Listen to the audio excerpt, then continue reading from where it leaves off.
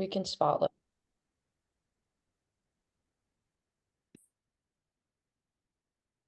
Good morning, everybody. Welcome to our Rep Her webinar. We're going to just take another minute or two to let folks in and give some folks some time to log on, and we'll get started in about 60 seconds. But thanks for joining us this morning. Eager to dive in with everyone.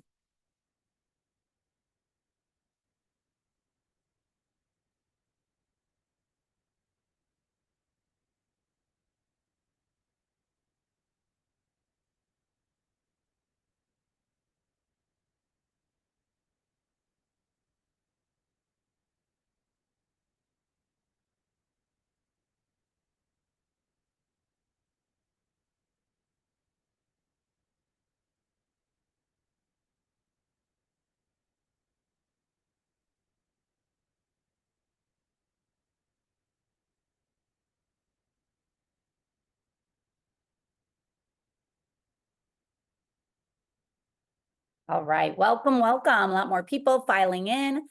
We're going to go ahead and start to kick things off as a few more people join us. Good morning. My name is Gina Waldhorn. I'm the Chief Marketing Officer here at Sports Innovation Lab.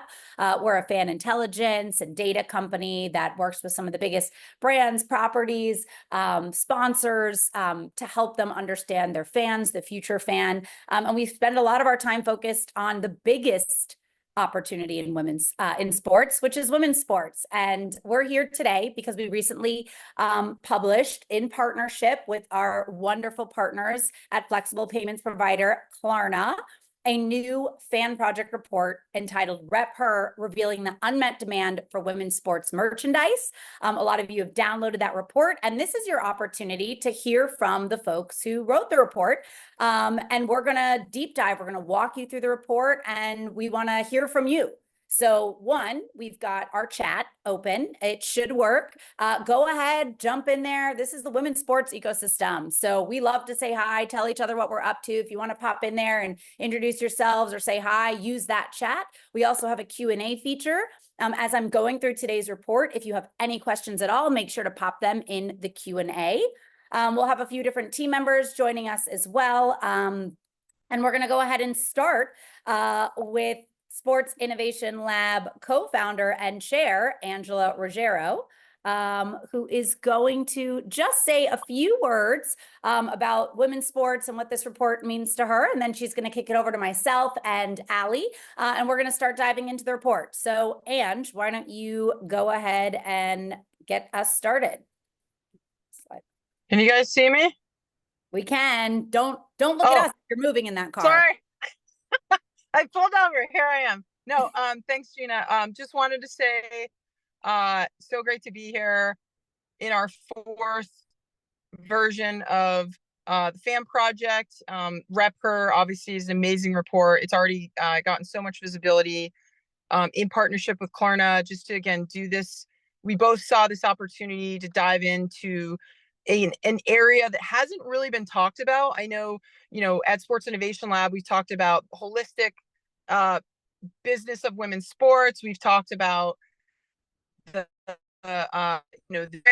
we last year with or a few months ago with our new front, we really talked about media and how to really sell media. So here's another revenue generating opportunity. Literally, your athletes and your fans are walking billboards for you now with your brand logo. And we're like, why hasn't merchandise been exposed, understood? So in partnership with Klarna, we said this is a great near-term opportunity that a lot of the brands and the teams have direct control over. Let's not only show that it's a $4 billion market, but let's also demonstrate the solution, what to do. And so again, in partnership with Klarna, who was already doing it with Angel City, we'll get into it, already had an amazing case study, natural partner for us to say, like, let's double down with our collective data, write this report. I hope everyone enjoys it. I hope you appreciate it. I hope you use it. I hope you quote it. We're super proud of the work that we've done at Sports Innovation Lab and through the fan project, again, which is, before women's sports was trending, it is now.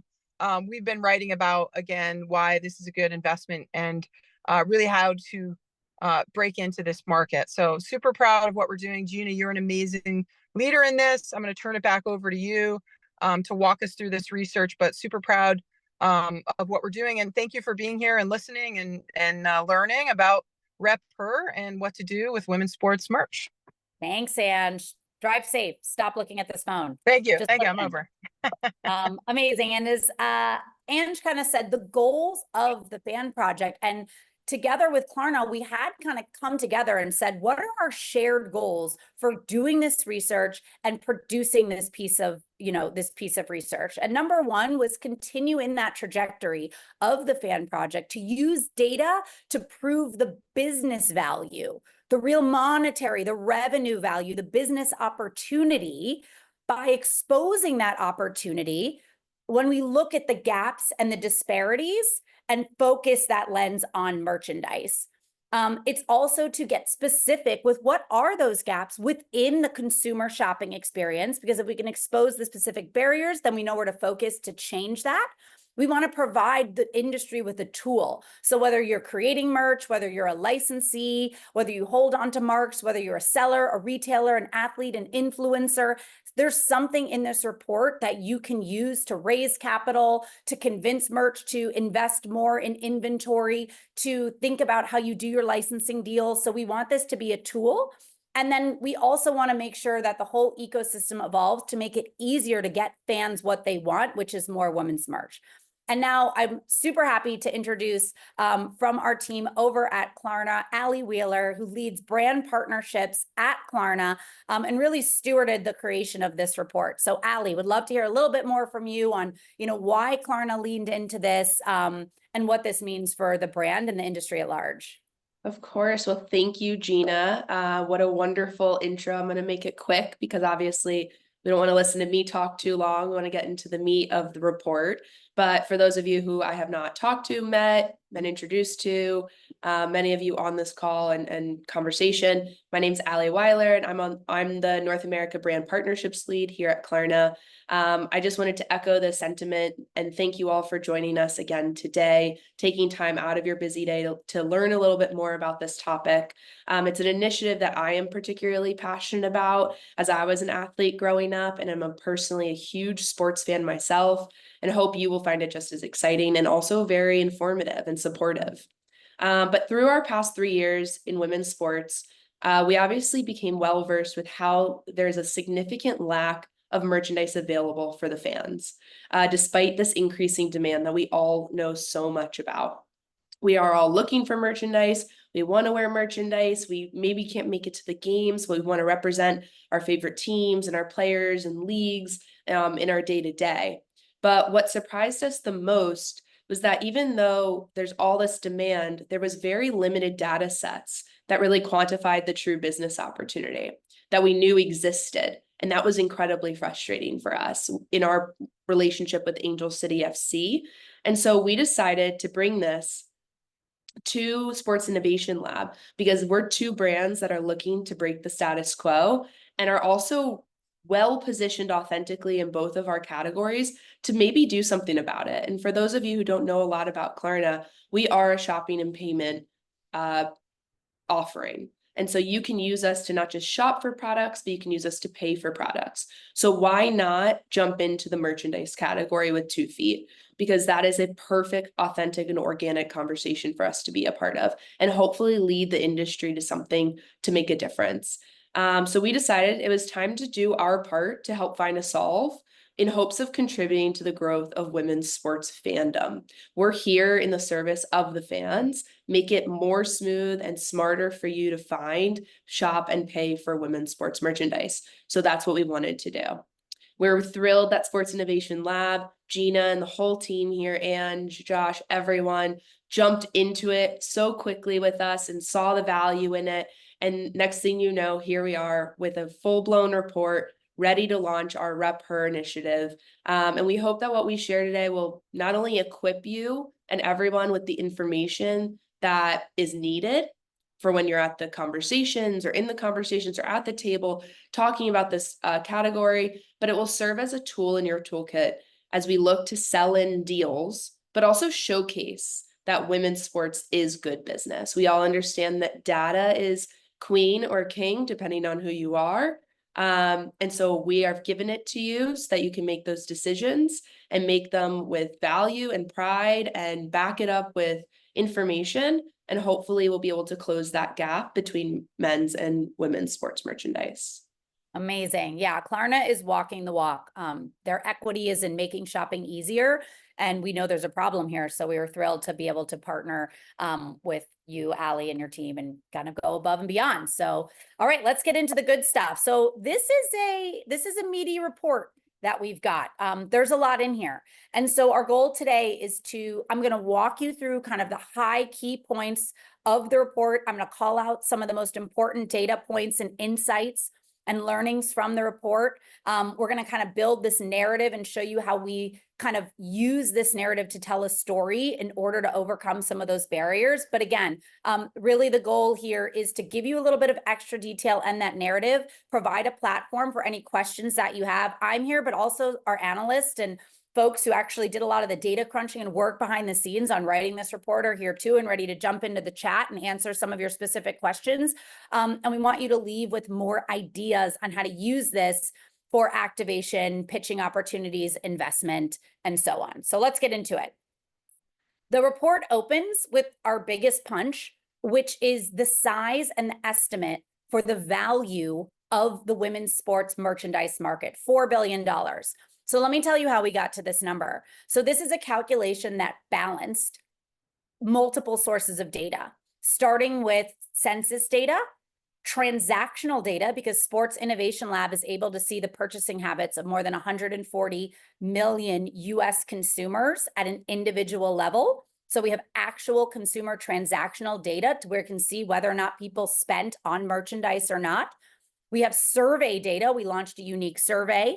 And then we have kind of benchmarks in the industry on what, specific retailers or other kind of trusted sources have pegged an industry to be valued at. So taking those different sources, we looked at the overall population of women's sports fans. We looked at how many of them said they were buying merch and how many in the transactional data actually bought merch. So we were able to balance that self-reported data with the observational data. Then we were able to take a look at, well, how many people tried to buy merch but couldn't? So that was an important question in our survey to find out which individuals were actually on the path to purchase. They didn't just say, I would buy merch. They said, I was trying to buy merch, but couldn't find what I was looking for. What is that percentage? So we took a percentage of the women's sports fans who buy merch, and then we compounded that with those who are trying to buy merch. Then through our transactional data, we are able to see when someone does spend on women's sports merch, how much do they spend on average per transaction? And what are the average number of transactions per year? So kind of filtering down through all those different levels, balancing against the different data sets, the observational and the self-reported, some of the census data, looking at the individual purchases, we estimated, I would argue, a conservative number of $4 billion that is sitting on the table if we can continue to get those who already purchased to purchase, and if we can start solving and closing the gap of the number of fans who tried to purchase but who were unable to, we can hit that $4 billion number. I just mentioned here, the entire report uses a methodology that draws on our transactional data, that draws on a global survey that went out to 7 different markets. We also performed a Google trend analysis. Of course, working with Klarna, they were able to supply some of their specific payment data. And then we also performed a custom SKU at an item level analysis, which we'll get into in a little bit. So lots of different resources and methodologies came into designing this report. And we start off with a broad picture of the women's sports fan community to understand there's obviously a lot of headlines and a lot of buzz, and we love that. But what are we really seeing from the number of fans who are spending money on women's sports in general? So they're buying tickets, or they're buying merch, or they're subscribing to NWSL Plus. What does that size of the fan community look like? And more importantly, what does its growth look like? And growth is measured in this community growth score by calculating both the acquisition rate of new fans and the retention rate of fans coming back and continuing to spend money in women's sports. And what this shows is that when we perform that calculation, the women's sports fan community is acquiring and retaining fans at a much greater velocity than the fans of men's sports community, right? So more new fans are coming and all the fans are coming back at a much higher rate. And as I mentioned, it's in the data, but it's also showing up in the statistics from viewership to attendance to the 24 million people who tuned in to watch the NCAA championship, to the NWSL continuing to beat their records year over year. You can see a little bit of the keyword analysis kind of spiking year over year again for the WNBA, for the LPGA. It's not just a women's basketball story here. So we're kind of seeing this trajectory in all the different places where women's sports shows up. And this isn't just a US phenomena. We did this study across the entire globe in kind of 7 key markets. And you can see kind of we're really reaching that tipping point of close to the 50% or higher of self-reported women's sports fans in all these markets. So what's driving? Like, why are people becoming women's sports fans? It's not just the headline. So we asked and fans told us. There were kind of 3 main drivers for becoming a women's sports fan. The first was bringing in fans from the national team, kind of supporting the U.S. women's national team, supporting that love of country and kind of big major events. We'll see another growth spurt this summer with the Olympics. Another reason was they discovered a specific player that they wanted to follow, maybe through the social media. We know athlete-driven media is massive. And then about a third also played youth sports, and that was really the funnel into their fandom. And we looked at, well, how does this differ from what drives fans of women's sports to become fans versus what drives fans of men's sports? And the 2 biggest differences were that 30% of those fans who said they were fans of men's sports said it's because they lived near a team, versus only 7% of women's sports fans, which, given the map below, just as one example, isn't a surprise. We just don't have the penetration. The expansion doesn't happen as fast enough. So that's not shocking there. But one that was a little bit more surprising, but I think we're actually conquering very quickly, is that 17% of men's sports fans said they played a video game with a male athlete, and that got them into the sport. I see this with my 7-year-old. Like, he's never been to a professional soccer game, but he can tell you all their names from FIFA or FC, versus only about 3.5% of women had played a game and, saw their representation. But we've got brands like EA Sports who have now created female skeletons for their players to really provide an accurate experience of playing with those female players. And we're already starting to see an uptick there. So differences in what's driving fandom for the 2 different sports communities. And it's not just limited to the 2 big leagues. Of course, WNBA, NWSL driving a lot of that fandom, but obviously college sports are explosive. Volleyball is the fastest growing youth sport in America. We've got that national team, we've got tennis. So this isn't just a story of the 2 main leagues. Fans are really coming in from a lot of different channels, sports, leagues, and teams. And these same drivers that cause people to become a fan to begin with, we're seeing continue to be massive drivers for growth in the future. So we've got, that love of national team. Well, this summer, it's the first 50-50 Olympics ever with equal athlete representation between males and females. Huge deal. I think we're going to see another big growth spurt for women's sports fandom. NIL is really going to drive that discovery of a player at a much younger age now. And then we're seeing, again, youth sports, a lot of consolidation in a much needed, I think, market where there's a lot of fragmentation. We're going to see more consolidation, and I think we're going to see a lot more youth sports participation, which will continue to fuel that funnel as well. And while fans come in, the business grows, right? So we're seeing the money come in from media rights, record-setting deals, to sponsorship deals. The estimated sponsorship market is estimated to surpass $8 billion, driven in part by that WNBA season this year. merchandise ticket sales. So everything is starting to grow, but merchandise is kind of lagging behind. And this isn't a flash in the pan. We don't believe that just because one shirt catches fire, it's kind of one and done. And we like to say this is more than a moment, this is a movement. And this is truly an evolution of a business because the demand is real and the market opportunity is massive at $4 billion. So what we wanted to show here is that what does the women's sports merchandise consumer look like as compared to the men's sports merchandise consumer? Well, they look very similar, right? So first of all, when we look at just the composition, we've got more than half of fans of men's sports in our transactional data buying merchandise and slightly less than a quarter of women's sports fans buying, right? So we kind of knew that already because they can't find what they're looking for, and we'll get into that. But when they do purchase, they look almost identical. And in fact, women's sports fans spend a little bit more and make a little bit more transactions per year, right? So on average, 1.6 versus 1.7 number of transactions per year, the spend per transaction exactly the same, and the spend per year just slightly higher on average for women's sports fans than men's sports fans. So this is saying when you do get them to buy, they are equal or higher value as a consumer of merchandise, right? We just have to fix that composition number. And so when they do buy, where are they buying from?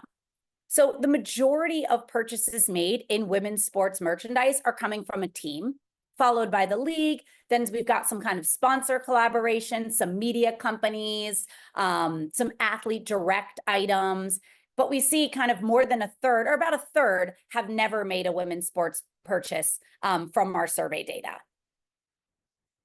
And when they go to look for women's sports merchandise, when they try to go shop and find something for themselves or as a gift, where do they turn? So for all sports fans in shopping, for those who have bought women's sports merchandise, Google's number one. So they're going to Google and they're, typing in, looking for their team jersey. Some are searching on Instagram, followed by YouTube. But where it gets interesting is when you look at how those sources of where they go to shop change when you look at a younger demographic, right? So TikTok moves from kind of closer to the bottom to second. And you've got something like Whatnot popping up, which is a live selling platform and didn't even, appear when we were looking at kind of the all sports fans, when you kind of isolate the younger sports fans, and you see kind of Facebook drop a little bit. So definitely different shopping behaviors based on the age of the consumer. And I think an opportunity for women's sports to lean into a lot of these younger, fluid, modern fans who are coming in and make sure that the shopping experience on some of these more social shopping and social platforms is available to them. And it's important to call out and kind of dispel some myths about those individuals who are making women's sports merchandise purchases. So for one, it's not just one and done.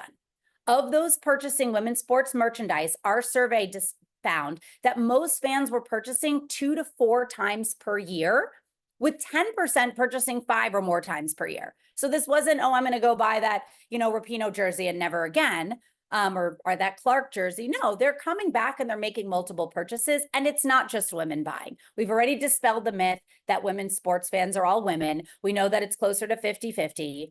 And that also was reflected in the buying data. When we took a look at Alex Morgan gear in 2023, where 50% of that was for men or children making those purchases. And merchandise for women's sports takes on a different meaning than the traditional souvenir, right? So for one, we looked at the fact, and we mentioned this earlier, there are 92 unique US cities that have professional men's sports teams. There are only 21 for women.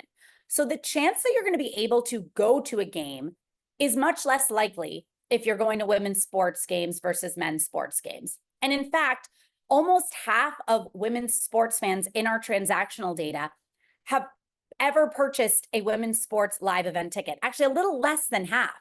So a little more than half have never even gone to a live game. And yet 67% of them were buying sports merchandise. So what this says is that merchandise is an on-ramp to fandom. You may not be able to go to that first game and get it and wear it and say, I was there.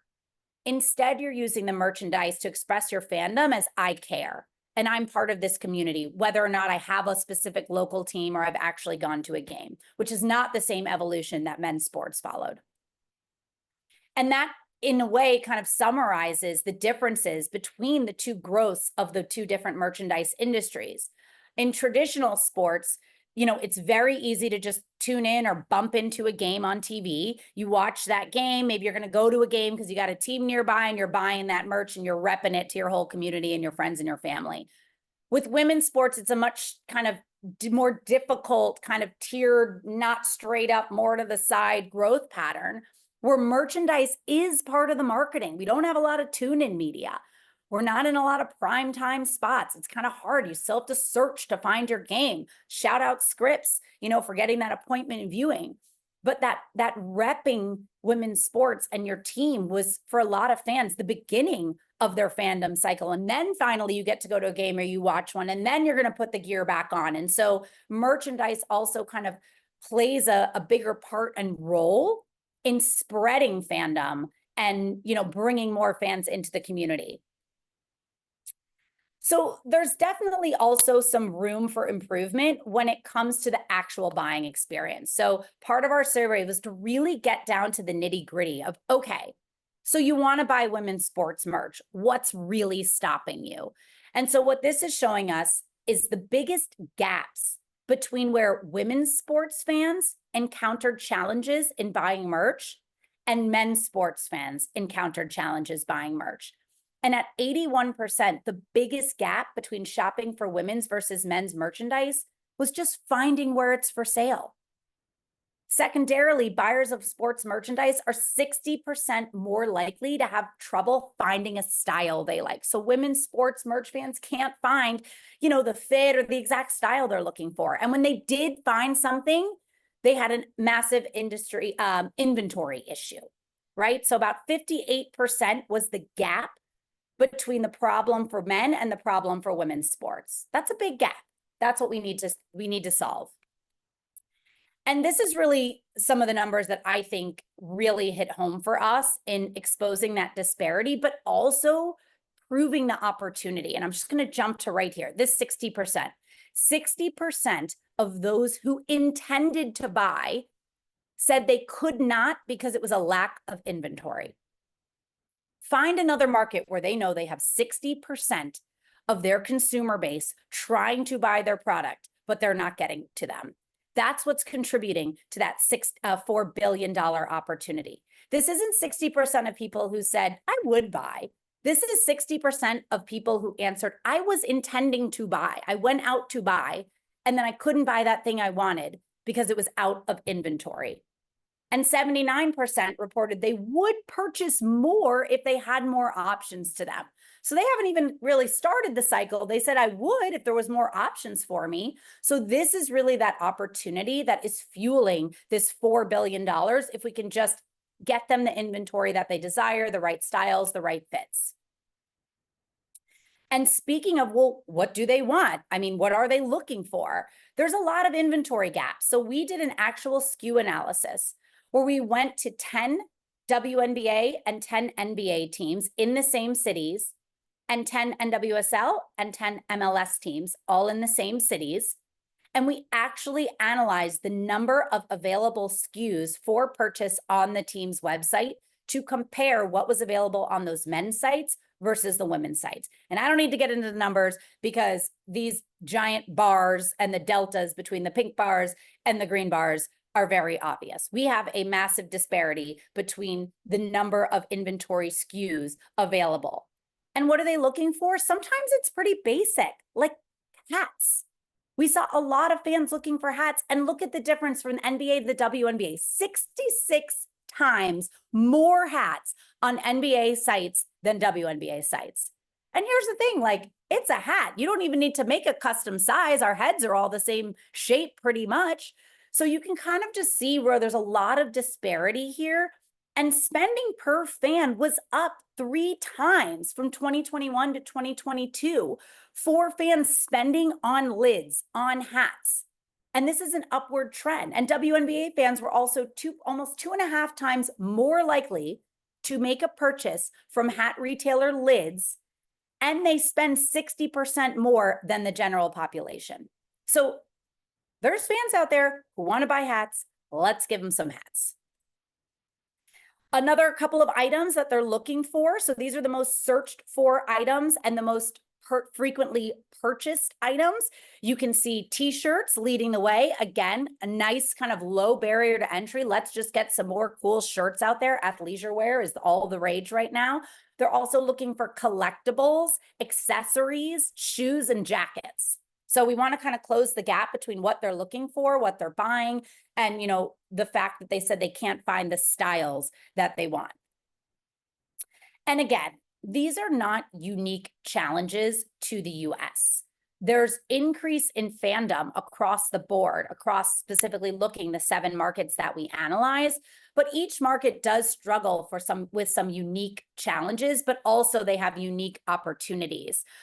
They've definitely, Canada's strong showing in terms of like cracking the code and getting a lot of transactions per consumers. It's obviously very cold in England. And we saw that in England, one of their top requested items was sweatshirts, or if you're in England, jumpers.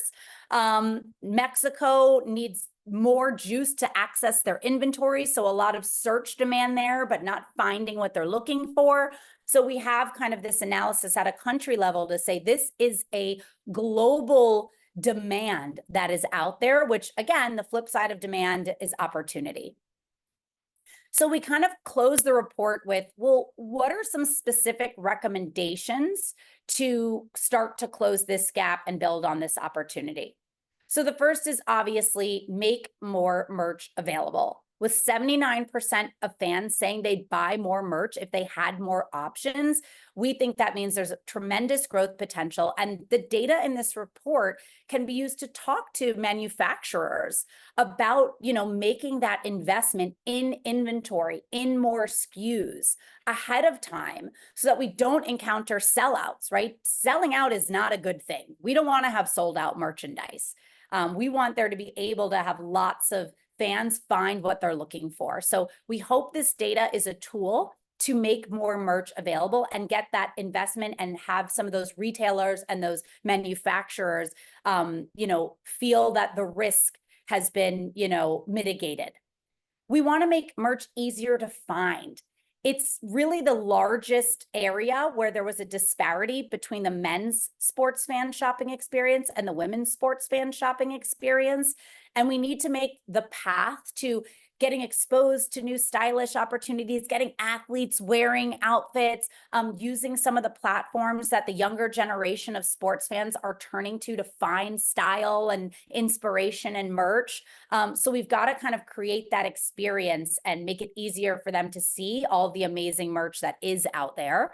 And then we think that emerging leagues and sports will play a very big role here. They have more flexibility in their marks. They're not carrying some of the legacy licensing and manufacturing deals as some of the, you know, institutional leagues. And so by having more of that complete ownership, they can get creative, they can test on demand, they can do more collabs. This is also where brands can play a role, like Klarna, right? Brands don't have the same red tape when it comes to kind of the licensing and the marks. But as you know, we see fans don't always need the logo. They can express their fandom in a lot of different ways. So we're really looking at brands and non-traditional leagues and upstart leagues to really start to pave the way and close some of these gaps faster than maybe some of the other larger leagues are able to do, although they're making amazing strides as well. And Allie, I don't know if you want to jump in here. Like we said at the beginning, this isn't about talking the talk and just writing thought leadership for thought leadership's sake. The back of the Her report, kind of off the back of the report, Klarna launched a women's sports shopping hub. This is a one-stop shop where you can shop lots of different retailers and different manufacturers and brands to find women's sports merchandise and where you can access the original collab between Klarna and Together with some amazing designers where they've developed t-shirts and totes. Allie's modeling one for us right now. So you can go on and buy the Together and Klarna collection. You can download the report. And as you can see kind of at the bottom here, there's a bunch more different SKUs and inventory and things that you can shop. Klarna's interested in getting more brands and more retailers on board into the Women's Sports Hub. So this is just the beginning. But we need to see more consolidation, make it easier for fans to buy women's sports merchandise. And that's what's happening on the hub. Peyton dropped that into the chat as well. So this is another example of some of the awesome merch. It looks fantastic. So what's next? Well, we're going to continue to share this report. We want to push the industry forward. We want to hear from you. If you feel like you have data or a case study that can contribute to the Rep Her ecosystem, let us know. We'll help you get it out there. We'll combine it with our data. This is kind of the first step in this women's sports merchandise journey, but we are always looking for more partners and more data. If there's something in the report you feel like, gosh, that's exactly what I need, but I wonder if they have that data in a different view, reach out.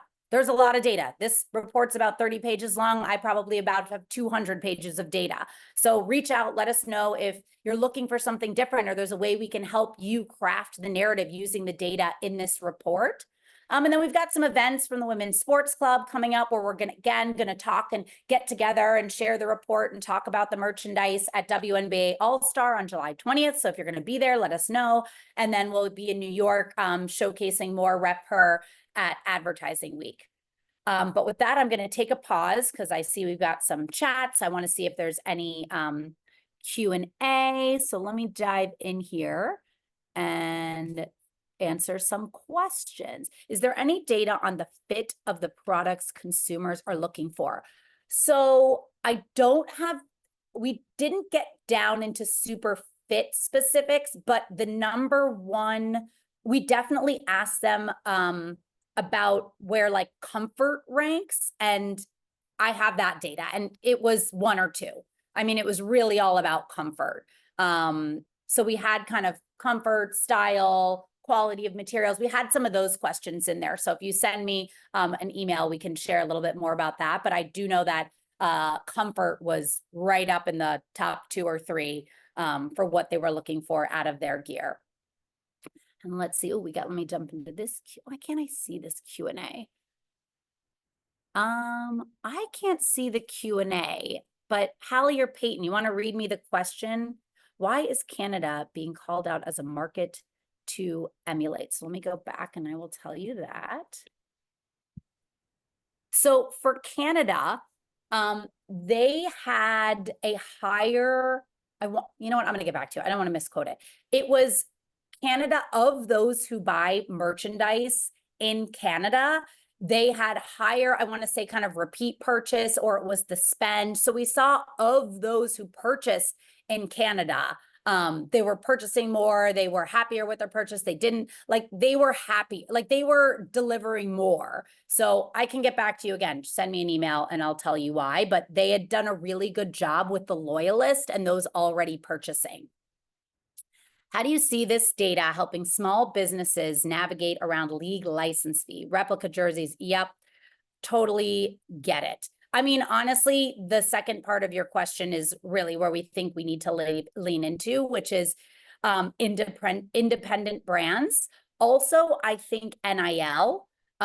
So I think NIL is a huge one. Collaborate directly with the athletes. Think about going outside the marks. I would also say start having the conversations now. Be aware of when different licensees are coming up, when marks are coming up, when agreements are coming up, and just kind of work towards that point in time where negotiations can open up, and prove the business case by doing collabs with athletes direct that don't use the marks, showcase what the emerging leagues are doing, because you're right, there's just going to be some marks and some licensees and official usage rights and, you know, deals with Fanatics, and we love Fanatics. They're out there, you know, doing their part, but you know, some stuff is just written in contract and there's not a fast or easy way around it. So the ecosystem, I think, of creativity from creators and influencers and athletes, and again, brands and independent companies like Playa Society, or look at what the Valkyrie just did with Playa Society. So expansion teams, I think when the leagues see how well some of these other collaborations or what some of the newer teams are doing, it will add fuel to the fire in the negotiations and help them start to think about how they can loosen up or, you know, start to get a little bit more creative with these marks. Do we know the gender split of purchasers? We do. I want to say it was about 54% men, 46% women of women's sports fans. Do we have any data on women's soccer teams that have men's, if interested possible measure, who brought, interesting kind of, do men's teams, we do have some data on that, yes. And I think we have seen traditionally that if a ownership group or a city has an existing men's team, we see growth for the women's team faster than when the women's team shoots up alone, which isn't a surprise, just given the resource. Just think about the CRM lists that you start with to start sending out emails to invite people to come to the games. And from a marketing and awareness perspective, when a women's team launches as part with a men's team and part of the same ownership group or in the same city, there's typically just an accelerated jumping point where they can kind of start to feed that engine and feed that funnel from a marketing perspective. But I think when we see things like what the Current is doing and having built the first ever, venue dedicated to women's sports, I think that's how it is now, but that's not how it's going to always be in the future. What else am I missing? How can we offer our women's sports merch on the Klarna platform? Well, send me an email, Gina@SportsILab, and we will figure it out. Yes, this will be recorded and we will share this out with everyone. So if you got some spotty service, don't worry. Is the consumer transactional data 140 million consumers a proprietary data tool owned by Sports Innovation Lab? Yes, it is. So we have a sports data cloud that we have built that includes that 140 million, that's transactional data, that's other first-party sources of data, that's consortium partners giving us their first-party data. So yes, that is Sports Innovation Lab Sports Data Cloud. And if the market is 4 billion total addressable market today, what is the current value? That's a bit unknown, honestly. I don't have the kind of current value number.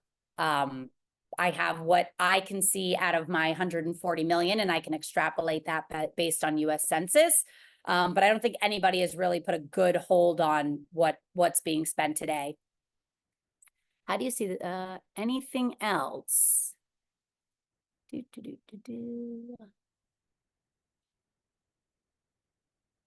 We have data from last night, one tweet that led to finally putting, we have data from last night, one tweet that led to Fanatics finally putting our Camila Cardoza and Angel Reese product. Yes, I love that. Everybody check out that tweet. That's amazing. The louder we can be, the more people will pay attention. So love it, Jasmine. Keep it coming. Okay, I think that wraps it up. So thank you guys so much for your time with us today. Like I said, we've recorded this. We will send this out. You can download the report. You can email us. You can email me. I'm Gina@sportsilab.com. We want to hear from you and we want to build this market together. And we all want to make some money out of this 4 billion. I mean, women's sports is a business, not a charity. And so we are all here to help fans get more of what they want, build our own businesses, and see women's sports succeed. So thank you, Allie. Thank you, Klarna, Sports iLab team. Let's build this business together and let's go out and rep her and buy all those A Movement, Not a Moment shirts. They're baller. Let's all wear them for WNBA All-Star in a few weeks. Thanks, everybody. Thanks, Gina. Thank you, everyone.